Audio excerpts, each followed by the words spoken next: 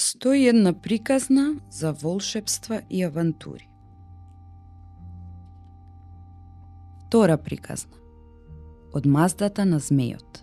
Кинеска легенда. Во древна Кина живееше богот на водата Гонгонг. Огромен змеј со црни крлушки. Тој имаше задолжение да им дава имиња на сите езера и реки во светот. Но таа задача му се виде многу досадна, па еден ден, додека и се жалеше на својата помошничка Сјанглиу, змија со 9 глави, му дојде една идеја. Зошто да не се побуниме? Ајде да предизвикаме цунамија и поплави. Толку многу ќе се забавуваме. Двајцата го превртеа светот наопаку, но тогаш Џуронг, богот на огнот, слезе од облаците на својот тигар и извика: "Престанете!"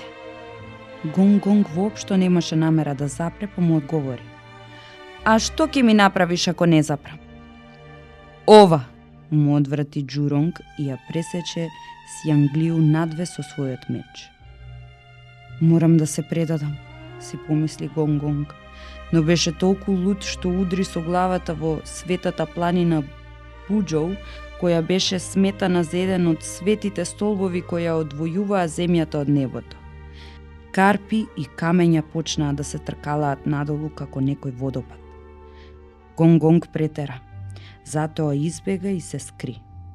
Од тој ден, тој секогаш настојува да го избегнува Џуронг и неговиот огнен меч. Доколку сакате да ги прочитате другите приказни, оваа книга можете да ја набавите во Просветно дело.